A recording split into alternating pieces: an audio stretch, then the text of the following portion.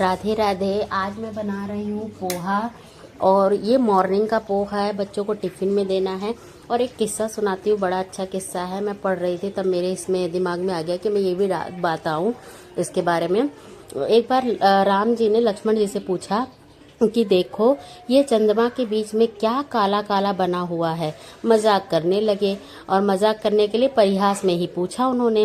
लक्ष्मण ने कहा कि हम नहीं देखेंगे भैया, और वह नीचे देखते ही रहे और चंद्रमा की तरफ उन्होंने देखा ही नहीं।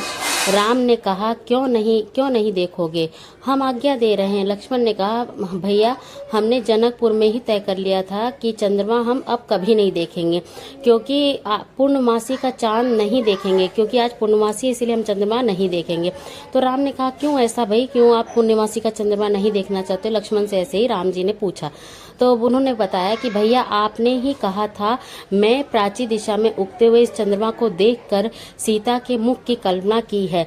भैया जिस वस्तु में एक बार आपने भाभी का मुख देख लिया हो, उसको मैं कैसे देख सकता हूँ? मेरा इस पर दृष्टि डालना ही बेकार है। दृष्टि मैं डालूंगा ही नहीं पूनम के चांद में। इसलिए मैंने उस दिन से ही निश्चय कर लिया था कि पूनम का चंद्रमा मैं कभी नहीं देखूंगा। कितनी अच्छी छोटी सा किस्सा था ये, मैंने पढ़ा कि पूनम का चंद्रमा में काला धब्बा लगा हुआ था। तो राम जी ने देखने के लिए कहा तो लक्ष्मण ने नहीं देखा, क्योंकि उनको पता था कि मेरे भैया ने इसमें सीता माता का चेहरा देखा था। कितना अच्छा स्टोरी था। और ये देखिए फटाफट सुबह का स्पीड से ही पोहा बनता है।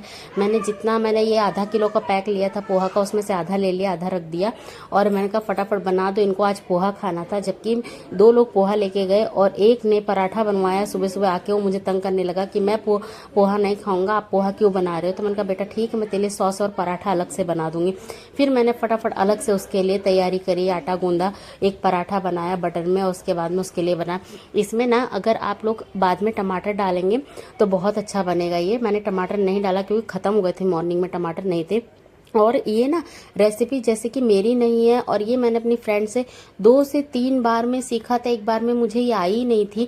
और लेकिन जैसा भी कहते हैं ना कि हाथ हाथ का फर्क आ जाता है, उसके हाथ का खाती वो गुजराती वाला स्वाद आ जाता है, मैं बनाती हूँ थोड़ा सा अलग स्वाद आ जाता है। हालांकि मैंने भी शक्कर डाली, मैंने भी नींबू मिर्ची वही सब चीज़ें डाली, क्योंकि जो मेरी फ्रेंड डालती है।